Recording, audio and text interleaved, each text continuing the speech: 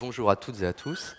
Je te remercie très chaleureusement, cher Fabien, pour cette invitation et aussi l'ensemble des étudiants et de l'équipe de l'ENSP pour ces 2 belles journées d'études. En réponse donc à l'appel à communication de ce colloque, mais aussi des expositions qui sont organisées, je vais me proposer de revenir en fait sur l'œuvre de Brotars sous un autre angle, cette fois celui de l'histoire de l'art. Et pour choisir un angle d'attaque, j'ai souhaité donc aborder cette question du motif en fait de la signature dans l'œuvre de Marcel Brotars. Et ce choix en fait, il répond à des préparatifs d'exposition en cours. J'organiserai donc en mai prochain au musée d'art moderne et d'art contemporain de Saint-Étienne une exposition sur l'art conceptuel. Et il se trouve justement que ce musée d'art moderne et d'art contemporain de Saint-Étienne conserve ce qui est, à mon sens, l'une des œuvres majeures, en tous les cas pour la période de Marcel Brotars. Cette œuvre donc qui s'intitule Miroir, la signature de l'artiste. Et c'est cette œuvre eh bien, qui me sert de pivot, en quelque sorte, pour concevoir l'une des salles du parcours de l'exposition, une salle au travers de laquelle j'aimerais réfléchir à une thématique qui me semble importante au sein de l'art conceptuel, qui est celle de l'identité, une thématique qui n'est pas toujours mise en avant. Et autour de cette identité, l'idée que la manipulation, la mise en scène de la figure de l'artiste a pu être un mode opératoire assez agissant dans ses pratiques conceptuelles. Et par exemple, donc, Brotars côtoiera dans cette salle des artistes comme Yves Klein, comme Bruce Nauman, comme Eleanor Antin, Adrian Piper, qu'on avait évoqué, ou encore Philippe Thomas, pour donner un spectre historique un peu plus élargi. Donc cette pièce emblématique, elle appartient à un large ensemble d'œuvres conçues par Brotars entre 1968 et 1975, et qui consiste chacune en la simple répétition de ses initiales autographes, MB, que l'on va donc voir appliquées sur différents supports. À partir de ce corpus, que je vais donc tenter de reconstituer à grands traits, je souhaiterais distinguer bien, la fonction stratégique que ce signe de la signature occupe chez Marcel Brotars. Brotars qui compte donc, comme on l'a déjà vu, comme un témoin clé de cette invasion du langage dans les arts visuels depuis la fin des années 1960. Donc, au sein de la brève carrière d'une douzaine d'années de Brotars, qui est venu donc tardivement du journalisme et de la poésie à l'art, avant de disparaître prématurément en 1976. Ces œuvres signatures relèvent, selon un découpage qui a été effectué par Dieter Schwartz, de sa deuxième période, celle qui s'étend de 1968 à 1972. Une période durant laquelle il développe son fameux projet de musée fictif, le musée d'art moderne département des Aigles, projet qui, au fil de ses transformations, de ses pérégrinations, va lui permettre de développer une critique très élaborée de l'institution muséale en se glissant dans le rôle d'un conservateur de musée, musée qui embrassera donc successivement diverses périodes et disciplines. L'emprunt ici des dispositifs muséographiques de la vitrine, du système de projection, du mode d'accrochage des petits tableautins, rattache manifestement cette œuvre à cette réflexion nouée autour du musée. La notion de signature y est abordée, selon les propres termes de Brotars, comme un sujet sociologique type, ainsi qu'il entreprend donc de le démontrer au même moment à propos du musée. Dans les pas de Mallarmé et Magritte, les deux grandes figures tutélaires de son art, Brotars n'a eu de cesse, par ailleurs, d'interroger les rapports dialectiques entre image et langage, et partant, de brouiller les catégories esthétiques. Il énonçait en guise de programme vouloir, je le cite, ne pas situer le message entièrement d'un côté, image ou texte. C'est-à-dire, ajoutait-il, refuser la délivrance d'un message clair, comme si ce rôle ne pouvait incomber à l'artiste. Avec l'ironie mordante et l'hermétisme calculé qu'il caractérise, Brotars cherche à rendre visibles les mécanismes qui déterminent le fonctionnement du monde de l'art. Et dans ce cadre, il s'empare du thème de la signature pour soumettre un examen critique de la notion de valeur attachée à ce signe. Il convient d'abord de mentionner très brièvement 3 précédents avant la réalisation de cet ensemble d'œuvres qui seront donc liées systématiquement à ce monogramme MB. Le premier concerne un projet de poème que Brotars envisageait de produire dès les années 40 autour de sa propre signature. Le deuxième a trait à la première œuvre plastique signée par l'artiste, en l'occurrence une photographie retouchée à l'encre, datée de 1959, et qui montre une clairière arborée portant au centre l'inscription maison, et comme on le voit en contrebas, la mention ici en toutes lettres du nom de l'artiste. Le troisième précédent remonte à l'année 1962, lorsque Brotars fait la rencontre à Bruxelles de Piero Manzoni à l'occasion d'une exposition de ce dernier. Comme il en avait l'habitude dans sa série dite des sculptures vivantes, Manzoni appliqua sa propre signature sur le corps de Brotars, le déclarant ainsi être une œuvre d'art authentique, ce que ce certificat vint en complément attester. On peut légitimement voir conceptuel et dans le lien de proximité entre ces deux artistes, une forme d'inspiration certaine pour les œuvres signatures, telles que je les désignerai, à venir. Manzoni, je le précise, sera d'ailleurs lui-même l'auteur d'un certain nombre de propositions centrées, elles aussi, sur la signature. L'un et l'autre, Manzoni comme Brotars, font écho au nominalisme pictural de Marcel Duchamp, le Ceci est de l'art, opération initiée, comme chacun sait, en 1917 avec la signature du ready-made Fontaine du pseudonyme Hermut. Il s'agit donc de faire œuvre au travers d'une simple signature qui, d'ordinaire, parachève la production de celle-ci. Il faut attendre 1967 pour que Brotars donc entame ses toutes premières pièces où le monogramme occupe une fonction centrale. Ces œuvres s'attachent encore à une réflexion sur l'objet, proche, disons, du nouveau réalisme, telle notamment cette cafetière en faïence, peinte sur l'une de ses faces des initiales de l'artiste et portant de l'autre la mention « écrit ». Ou bien encore, autre exemple de cette même période, on est là en 1968, chaise et caisson, une chaise noire, placée donc dans ce dispositif et qui, on le voit, est recouverte partiellement de signatures blanches. Les œuvres suivantes se réfèrent quant à elles, visuellement et symboliquement, au domaine de la peinture. La toile de 1968, intitulée « Il n'y a pas de structure primaire », qui prend l'apparence d'un tableau noir marqué de multiples inscriptions de type à la craie blanche, évoque directement une exposition historique, Primary Structures, organisée par Kynaston McShine au Jewish Museum à New York en 1966, manifestation qui marqua l'avènement du minimalisme américain. La réitération des marques reprend sur le mode de la dérision les méthodes sérielles de l'art minimaliste et son principe d'autoréférentialité. Ces tableaux siglés du monogramme MB exploitent aussi une figure de style récurrente chez Brotars, celle de la métonymie, la signature remplaçant en l'occurrence ici le concept d'auteur aussi bien que celui d'œuvre. Par la répétition de ce motif, l'artiste entend déconstruire le pouvoir de la signature en tant qu'un instrument de consécration de la valeur marchande de l'objet d'art. La signature intervient ici comme une représentation qui a une valeur d'autorité et qui est l'un des supports constitutifs, comme on le sait, du mythe du créateur. Devenu le matériau de base de l'œuvre, ces initiales manuscrites sont donc le ferment d'une réflexion sur le geste de la signature, une problématique d'ailleurs qui est posée également à la même époque chez d'autres artistes, songeons parmi d'autres à Ben Vautier, à Bruce Nauman ou encore à Christian Boltanski qui fera l'usage de cette question du monogramme, dans son cas donc CB.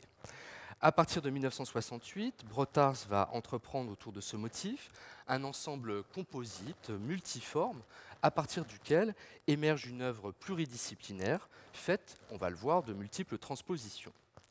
En rupture avec le culte de l'unicité de l'œuvre d'art, ce double principe d'évolution dans le temps et de dissémination sous différentes formes instaure un nouveau type de proposition artistique qui s'affranchit des frontières entre les médiums et multiplie à l'envi les systèmes de signes. La signature se décline ainsi en peinture, en dessin, en édition, en projection, en film, ainsi qu'en édition, en publication. La sérigraphie 1969, qui porte le titre La signature, série 1, tirage illimité, est tout particulièrement intéressante en ce qu'elle suggère une copie virtuellement sans limite du monogramme. Mais contrairement à ce qu'affirme le titre, à savoir une édition illimitée, cette réalisation a été en réalité tirée à 60 exemplaires, signés mais non numérotés. Au moyen de la reproduction sérigraphique, Brotars prend le contre-pied de la convention selon laquelle la signature offre un gage d'authenticité de la main de l'artiste. Par ailleurs, la signature manuscrite, qu'on peut voir portée au bas de l'édition, sous la mention de signature, vient redoubler ce même signe répété au-dessus, mais en correspondant, évidemment ici, à une fonction différente. On peut ainsi considérer la différence de valeur qui naît de la reproduction mécanique et de l'autre, de l'unicité de la signature manuscrite. Dans une lettre datée de 1972, Brotars expliquait, je le cite, « La signature de l'artiste est l'emploi de différentes méthodes pour faire valoir une évidence. La signature ou le paraphe de l'artiste. C'est une tautologie dénoncée dans le style de L'arroseur arrosé, l'un des premiers films de Lumière. » Avec cette œuvre, ce sont donc les deux régimes distincts énoncés par Nelson Goodman, déjà évoqués hier brièvement par Pascal Mougin, c'est-à-dire d'une part la signature dite autographique, celle que l'artiste trace lui-même de sa propre main, et de l'autre, la signature allographique, reproduite et démultipliée dans le secteur de l'édition, deux définitions donc qui se trouvent finalement ici conjointement articulées. Le film 35 mm en noir et blanc, Une seconde d'éternité, pose cette fois une équivalence entre la signature et le narcissisme. Brotars déclara à son propos « Je me regarde dans un film comme dans un miroir ». Ce film, qui ne dure effectivement qu'une seconde, utilise une technique d'animation image par image. Brotars a inscrit ses initiales en 24 étapes sur un support transparent de celluloïd. Chacune d'entre elles étant ensuite enregistrée en ouvrant l'obturateur de la caméra. Dans un entretien, Brotars confiera, je le cite, « L'important n'est pas qu'il s'agisse de ma signature ou de celle d'un autre. C'est le fait même de la signature. Je crois que la création artistique repose sur une impulsion narcissique. J'ai pris plaisir à faire ce film. Le graphisme qui ne dure qu'une seconde constitue en même temps une fiction. La signature de l'auteur, peintre, poète, cinéaste, m'apparaît être le début d'un système de mensonges, le système que chaque poète, chaque artiste essaie d'établir pour se défendre, contre quoi exactement, je l'ignore. » Brotars réalisa au préalable des dessins afin de concevoir la séquence qu'il avait à suivre. Projeté en boucle fermée à la vitesse de 24 images par seconde, le film tente d'opposer l'image statique à l'image en mouvement. En dépit de la brièveté du film, une impression de ralenti semble montrer l'écriture progressive et en direct de la signature. Lors d'une exposition à Berlin en 1970, l'illusion de ce mouvement, de la projection du film, était confrontée à des pièces, elles, statiques. Cette édition, ici, ainsi que deux plaques en plastique reproduisant l'une en positif, l'autre en négatif, la 24e image du film qui montre donc la signature achevée. Une première occurrence ici, en 1970, de ces multiples plaques que Brotars produira par la suite sous le nom des poèmes industriels. Brotars a aussi réalisé au même moment différents dessins et collages sur le thème du mouvement et de l'image statique, dont ceux-ci à partir donc de sa propre signature. La présentation du film, cette fois en 1971 à Düsseldorf, à l'exposition Prospect, dans l'édition intitulée justement Projection, est tout sauf anodine, puisque cette édition de 1971 était conçue comme une foire de galerie, mais présentée en tant qu'exposition. Et cette édition de Prospect à Düsseldorf en 1971 a marqué une forme de révélation dans cet usage devenu très courant des films d'artistes. Brotars donc intervient à cet endroit et en présentant Une seconde d'éternité, film donc d'une extrême brièveté, on peut percevoir là encore un commentaire ironique avancé par Brotars, mais dirigé sur les films d'avant-garde de l'époque qui précisément exploitaient souvent ce type de format très court pour visiblement se distinguer des codes traditionnels du cinéma. La critique des mécanismes du marché et de la valeur induite transparaît pleinement, plus encore, dans cette série, un poème intitulé Gedicht, poème, Change, Exchange, Wechsel, qui deviendra une double édition sérigraphique en 1973, tirée à 100 exemplaires, édition qui est publiée à Heidelberg par Brotars avec le concours de l'artiste Klaus Steck. Des séries de signatures y sont répétées, on le voit des centaines de fois, selon une mise en forme semblable à des vers regroupés en strophes, mais aussi sous l'apparence d'un document comptable, comme on a pu déjà l'évoquer hier avec Antoine Dufeu. La valeur induite par la signature se trouve de la sorte monnayable, convertie en différentes devises, francs, Deutschmark, livres sterling et dollars, mais ceci par un simple procédé, on le voit, d'addition. Brotars suggère que les signatures sont des devises convertibles, une sorte de monnaie d'échange. Plus il y a de signatures, plus importante sera potentiellement sa valeur. Brotars pose donc ici une équivalence entre le poème et le calcul, mais il y introduit volontairement des erreurs. Par exemple, dans l'une de ces parties, alors pardonnez-moi, mais je ne me souviens plus exactement où, le nombre de signatures, mais croyez-moi sur parole, le nombre de signatures ne correspond pas au nombre de l'addition indiquée sous les traits donc, de l'addition. Toutes ces signatures donc répétées à l'infini, quasiment chez Brotars, témoignent enfin d'un geste qu'on pourrait dire de dépersonnalisation dans la droite ligne de ce que serait une stratégie moderniste de l'effacement. Ainsi que l'affirmait Jacques Derrida, je le cite, « Une signature ne signe pas seulement, elle nous parle toujours de la mort ». Cette idée donc d'effacement, on la trouve appliquée quasiment à la lettre dans le livre d'artiste, ici, Magie, art et politique de 1973, avec la reproduction, vous le voyez, d'une ardoise magique que Brotars déclinera ainsi en divers exemplaires. Le principe de cet objet est que donc toute inscription s'efface lorsqu'on tire la languette qui la surmonte, mais elle reste toutefois gravée, invisible, sur une pellicule à l'intérieur de l'appareil. La signature de Brotars s'efface donc pour n'être désormais visible qu'en caractère invisible. Et dans le texte que Brotars reproduit en face de l'ardoise, dans le livre Magie, où il définit ce qu'est être, d'une part, Narcisse, de l'autre, être l'artiste, on peut lire au point 3, dessiner, dessiner, l'écriture de l'artiste s'ajoute ou se substitue à ces images, il signe. Le temps me manque pour m'arrêter sur encore d'autres transpositions de la signature, mais je souhaitais quand même vous montrer la déclinaison, l'ampleur en tous les cas de la déclinaison qui est donnée à ce motif. On trouve donc, en plus de ceux qu'on a déjà pu observer, ces projections de diapositives, ce type de dessin où Brotars en fait installe sur un dessin schématique d'une palette ces signatures, ici à droite, comme s'il s'agissait de différentes couleurs. On voit également ce type de superposition, de répétition de la signature, du monogramme, qui banalise, qui désacralise, qui vide en fait de sa substance, de son aura, ce motif.